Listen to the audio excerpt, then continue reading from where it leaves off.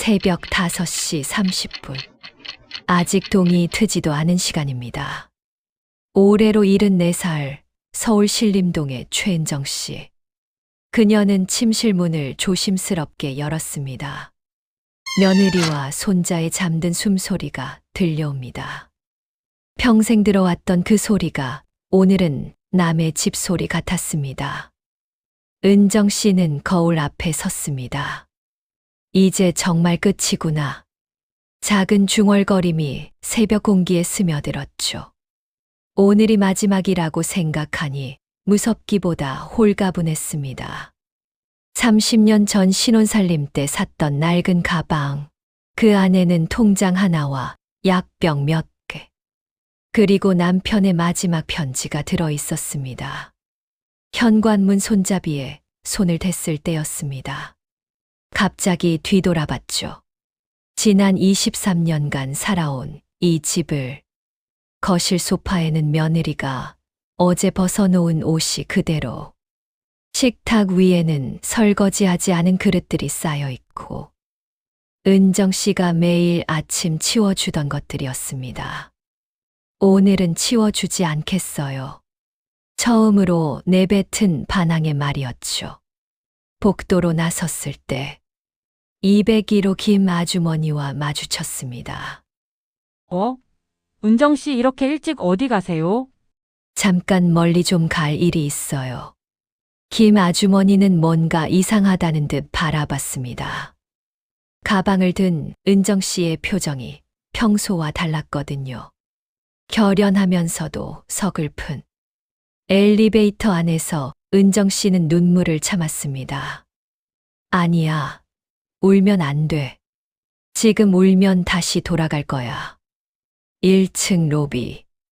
경비실 김 경비원이 인사를 건넸습니다. 할머니, 운동 가세요? 아니요. 좀 먼 곳으로 여행을 갑니다. 아, 며느리분도 함께요? 혼자요? 혼자 가는 여행이에요. 경비원은 고개를 갸웃했습니다. 74세 할머니가 혼자 여행이라니. 대문을 나서며 은정 씨는 뒤돌아봤습니다. 23년 동안 감옥 같았던 아파트.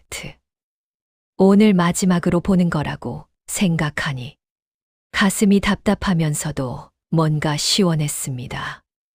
택시를 불렀습니다. 어디로 모실까요? 서울역이요. 일찍 출발하시네요. 여행 가세요? 네, 아주 긴 여행을요. 택시가 출발했습니다. 창밖으로 스쳐가는 새벽 풍경들. 은정 씨는 휴대폰을 꺼냈습니다. 며느리에게서 온 메시지가 하나 있었죠. 어머니, 내일 시장 보기 전에 방 청소 좀 해주세요. 은정 씨는 웃었습니다. 차가운 미소였죠. 그리고 휴대폰을 가방 깊숙이 넣어버렸습니다. 하지만 이건 단순한 가출이 아니었습니다. 은정 씨 가방 속에는 가족들이 절대 상상하지 못할 어떤 서류가 들어 있었거든요. 그 서류 때문에 며느리와 아들은 곧 상상도 못한 충격에 빠지게 될 것입니다. 잠깐 여러분, 은정 씨가 가방에 넣어둔 그 서류가 뭔지 정말 궁금하지 않으세요? 그런데 이 놀라운 이야기를 계속 들려드리기 전에 혹시 구독 버튼과 좋아요 버튼 눌러주셨나요? 여러분의 작은 관심 하나하나가 저에게는 정말 큰 힘이 됩니다. 그리고 이런 감동적인 실화들을 더 많은 분들과 나누는 원동력이 되어주거든요. 구독과 좋아요 버튼 한 번씩만 눌러주시고 은정 씨의 충격적인 20년 이야기 함께 들어보실까요? 20년 전 1995년 봄, 아들 승호의 결혼식 날이었습니다. 최은정 씨는 예쁜 며느리 미현을 보며 생각했죠. 우리 집에 천사가 왔구나. 하지만 그날부터 은정 씨의 진짜 시련이 시작됐습니다. 첫 번째 변화는 신혼 3일째부터였습니다. 어머니, 저희 신혼이잖아요. 거실에서 TV 소리 좀 줄여주세요. 은정 씨는 자신의 집에서 발걸음을 조심해야 했습니다. 한 달이 지나자 어머니가 해주시면 저희가 편하잖아요. 미현의 첫 부탁이었죠. 설거지였습니다. 젊은 사람들 일 많이 힘들 텐데. 은정 씨는 고개를 끄덕였습니다. 두 번째 달. 빨래까지 은정 씨 몫이 됐습니다. 어머니 손이 야무지세요. 저희가 하면 옷이 상할까봐. 미현의 달콤한 말에 은정 씨는 또 고개를 끄덕였죠. 석 달째. 이제 청소까지. 어머니, 저 임신한 것 같아요. 냄새에 민감해서 청소용품 만지기가. 은정 씨는 기뻤습니다. 손자를 볼 수 있다는 생각에. 하지만 시간이 흘러도 아이는 오지 않았습니다. 청소만 계속 은정 씨 몫이었죠. 5년이 지났을 때 은정 씨는 아침 6시에 일어나 밤 11시에 잠들었습니다. 하루 종일 집안일에 매달려 있었죠. 그때는 몰랐습니다. 내가 며느리가 아니라 가정부가 되어가고 있다는 걸. 어머니 정말 대단해요. 이웃박 아줌마가 감탄했습니다. 며느리 보기 정말 좋네요. 은정 씨는 쓴웃음을 지었습니다. 복인지 벌인지 모르겠다고 10년째. 은정 씨의 허리가 아프기 시작했습니다. 매일 바닥을 닦고 빨래를 널다 보니 병원에 가고 싶다고 했더니 어머니, 저희 카드값이 많이 나왔어요. 참을 수 있으면 좀 더 참아주세요. 15년째. 은정 씨는 동네 친구들과 만날 시간도 없었습니다. 어머니 나가시면 집에 아무도 없잖아요. 택배라도 받아야 하고. 친구들은 하나둘 연락이 끊어졌죠. 18년째. 은정 씨의 남편이 쓰러졌습니다. 뇌졸중이었죠. 병원 단병도 은정 씨가 혼자 해야 했습니다. 어머니가 제일 잘하시잖아요. 며느리는 친정에 다녀온다며 사라졌습니다. 남편이 돌아가신 후 은정 씨는 완전히 혼자가 됐습니다. 슬퍼할 시간도 없이 집안일이 기다리고 있었거든요. 20년째 되던 어느 날 은정 씨는 거울을 봤습니다. 언제부터인가 등이 굽어 있었고 손은 세제로 거칠어져 있었죠. 머리카락도 반쯤 하얗게 변해 있었습니다. 그런데 며느리는 여전히 말했습니다. 어머니 덕분에 저희가 이렇게 편하게 살아요. 정말 감사해요. 하지만 그 감사 인사가 은정 씨에게는 더 이상 위로가 되지 않았습니다. 오히려 족쇄처럼 느껴졌죠. 그날 밤 은정 씨는 남편의 유품을 정리하다가 발견했습니다. 남편이 몰래 써둔 일기장을. 그 안에는 충격적인 내용이 적혀 있었습니다. 며느리와 아들에 대한 은정 씨가 전혀 몰랐던 진실이. 그 진실을 안 순간 은정 씨의 20년 인생이 완전히 달라 보였습니다. 남편이 돌아가신 지 1년이 지났을 때 최은정 씨를 향한 시선이 달라지기 시작했습니다. 첫 번째 변화는 TV 소리부터였죠. 어머니, 좀 조용히 해주세요. 저희 새벽에 일찍 나가야 하거든요. 은정 씨는 저녁 7시에도 TV 볼륨을 줄여야 했습니다. 그 다음 주였습니다. 어머니 약값이 너무 나와요. 혈압약, 관절약, 한 달에 15만 원씩이나. 좀 참을 수 있는 건 참아주세요. 은정 씨의 무릎이 아파도 참아야 했습니다. 한 달 후엔 더 직접적이었죠. 어머니, 오늘 제 친구들 와요. 좀 외출해 주실 수 있어요?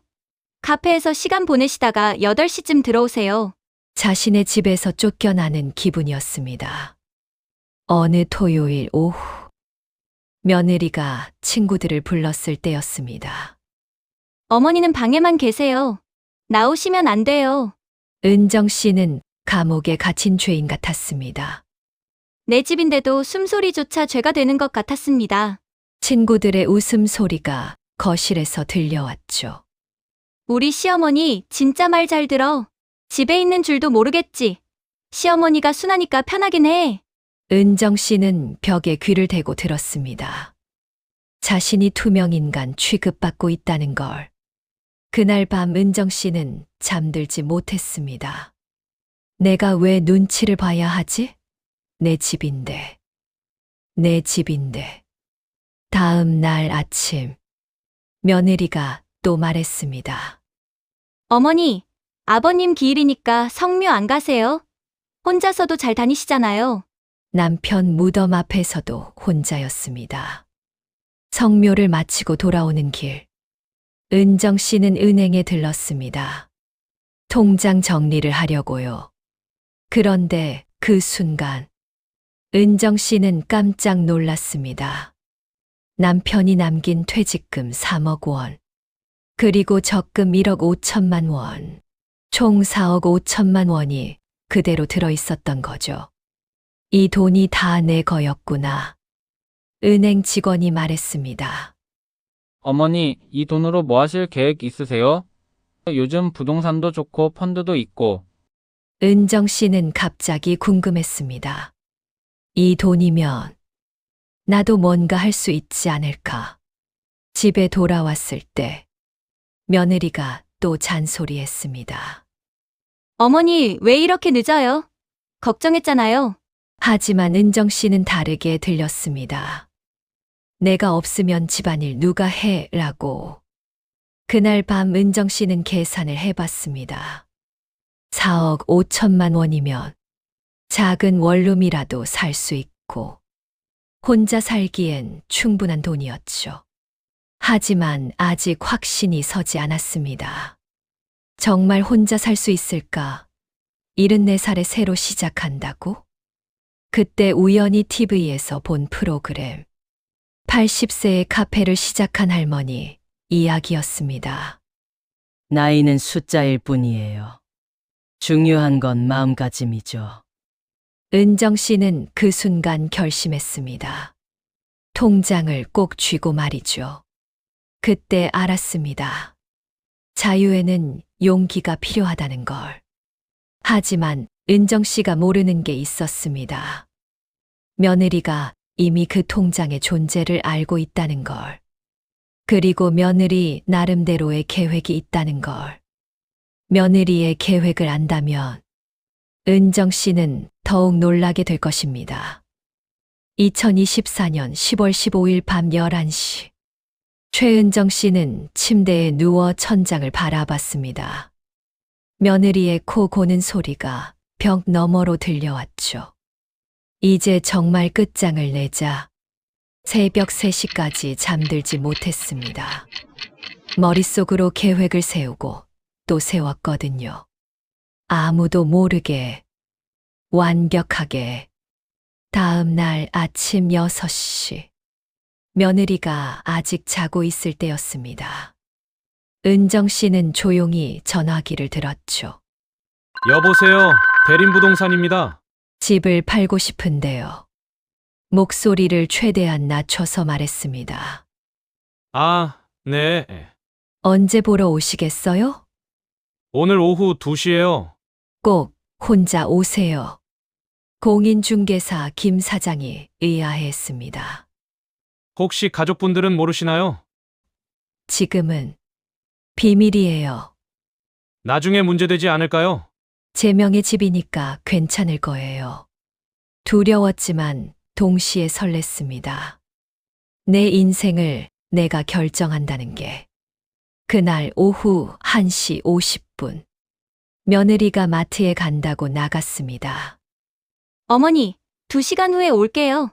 집 비우지 마세요.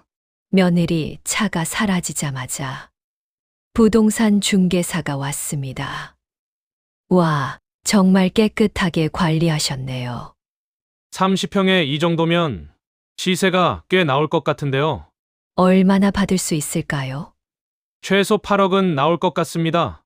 은정 씨는 깜짝 놀랐습니다. 20년 전에 2억에 산 집이 8억이 됐다니. 그럼 언제까지 팔 수 있어요? 급하게 하시면 일주일이면 충분해요. 그럼 바로 시작해 주세요. 하지만 가족분들께 그건 제가 알아서 할게요. 3일 후, 첫 번째 구매 희망자가 왔습니다. 며느리가 친정에 간 사이였죠. 아드님은 어디 계세요? 출장 중이에요. 거짓말이었습니다. 아들은 회사에 있었거든요. 5일 후, 계약금 1억 원을 받았습니다. 은정 씨는 그 돈을 별도 통장에 넣어뒀죠. 며느리 몰래 만든 통장에. 그런데 이상했습니다. 며느리가 평소보다 친절했거든요. 어머니, 오늘 기분이 좋아 보여요. 뭔가 좋은 일 있으세요? 은정 씨는 애써 태연한 척했습니다. 일주일째 되는 날, 드디어 계약이 성사됐습니다. 8억 2천만 원의 말이죠. 중개사가 말했습니다. 정말 운이 좋으셨어요. 요즘 같은 때 이 가격에 파는 건 쉽지 않거든요.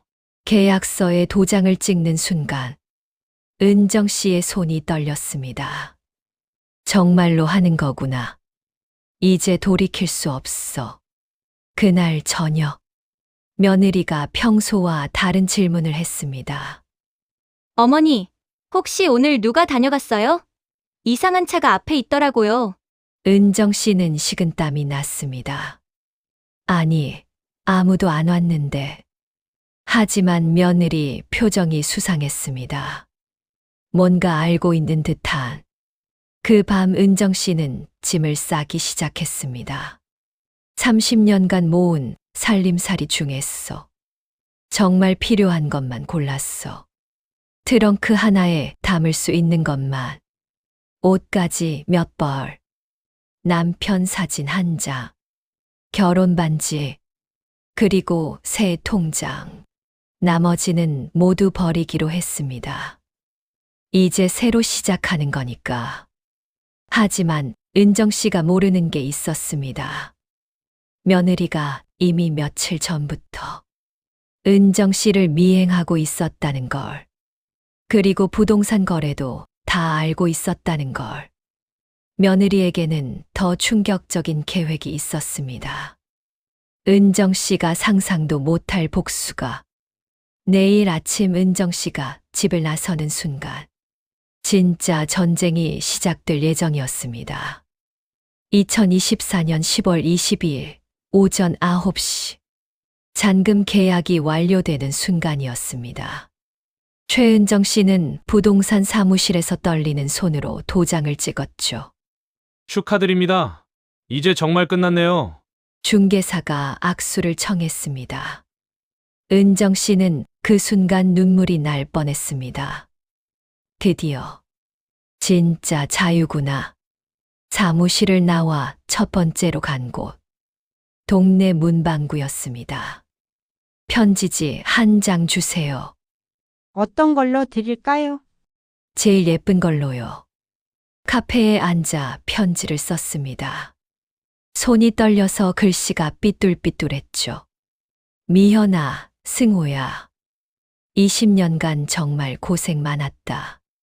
이제는 내 인생을 살겠다. 찾지 말고 잘 살아라. 편지를 다 쓰고 나니 한시름 났습니다. 이제 정말 끝이구나. 그 순간 나는 뒤돌아보지 않기로 했습니다. 집으로 돌아왔을 때 며느리가 장을 보고 있었습니다. 어머니, 어디 다녀오셨어요? 잠깐 산책했어. 마지막 거짓말이었죠. 오후 2시. 며느리가 친구와 약속이 있다고 나갔습니다. 어머니, 저녁에 올게요. 집에 계세요.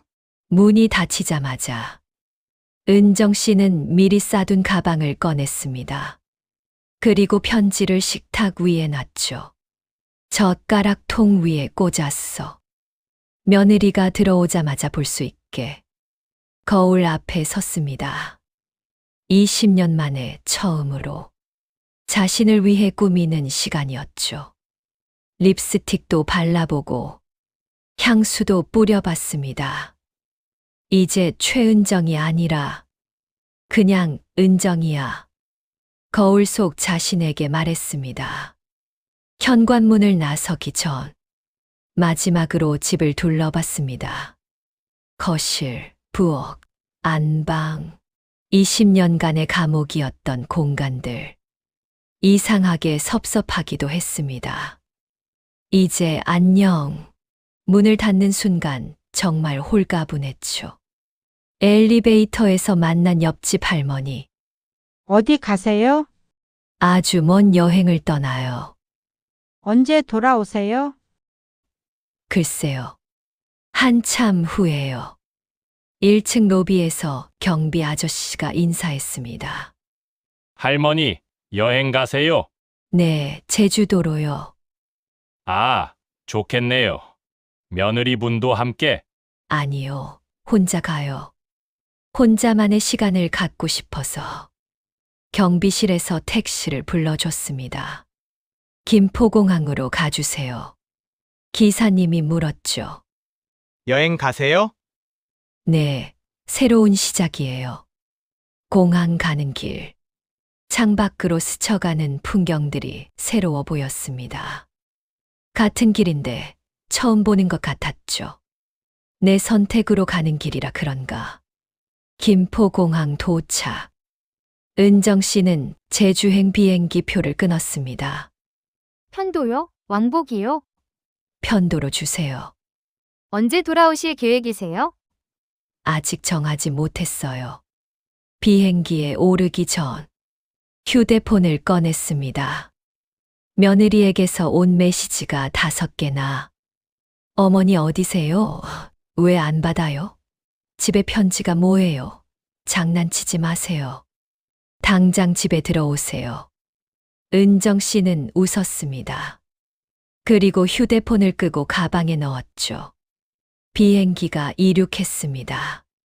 창밖으로 보이는 서울이 점점 작아졌죠. 은정 씨는 처음으로 자유를 느꼈습니다. 진짜 자유를요. 74년 살면서 처음으로 진짜 내 마음대로 하는 거구나 싶었습니다.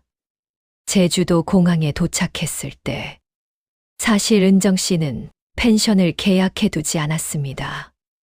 아무 계획도 없이 온 거였죠. 그냥 어디든 좋았습니다.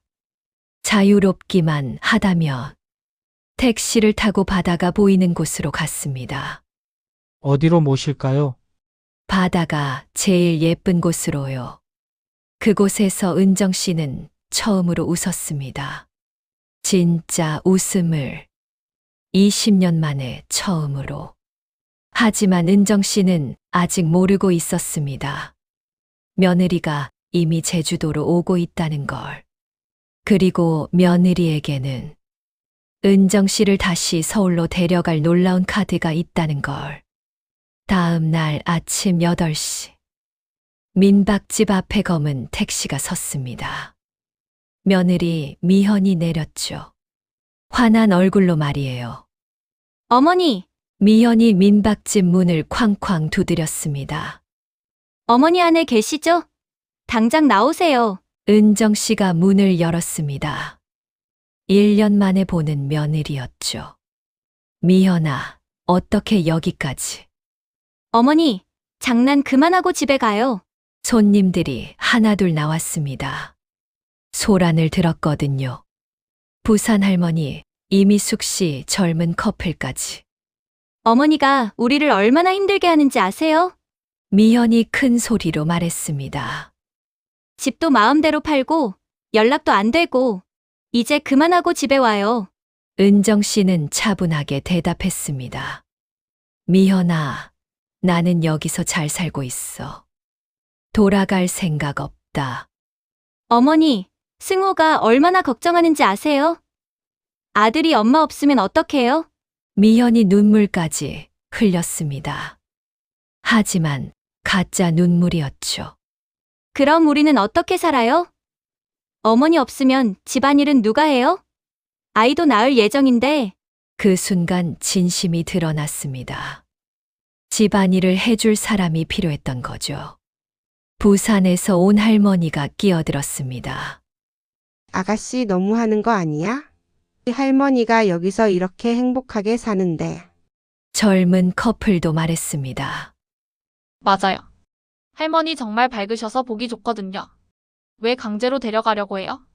이미숙 씨가 단호하게 말했습니다.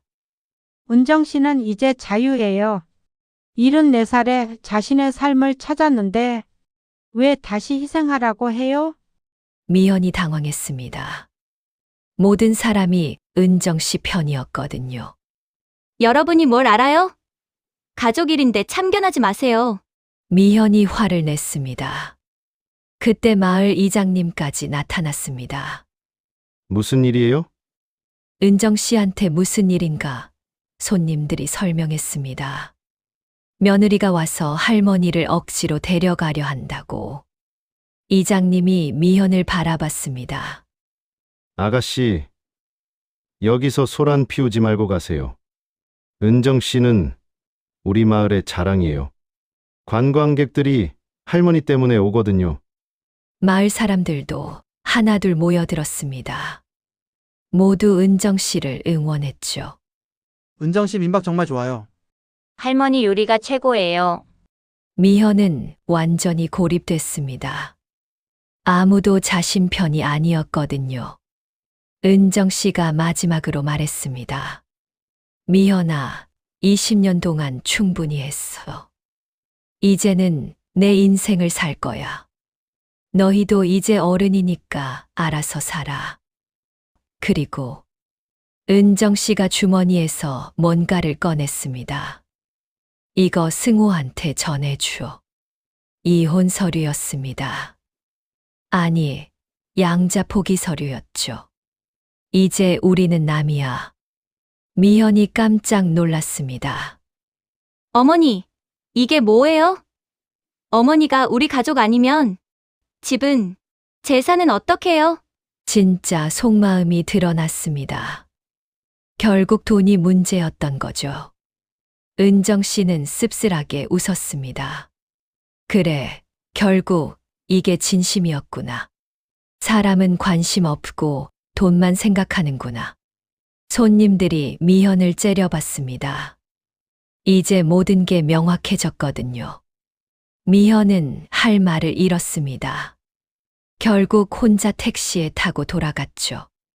망신만 당한 채로. 그날 저녁, 모든 손님들이 은정 씨를 축하했습니다. 할머니 정말 용감하세요. 저희도 할머니처럼 살고 싶어요. 1년 후, 은정 씨의 민박집은 더 유명해졌습니다. 용기 있는 할머니로 소문이 났거든요.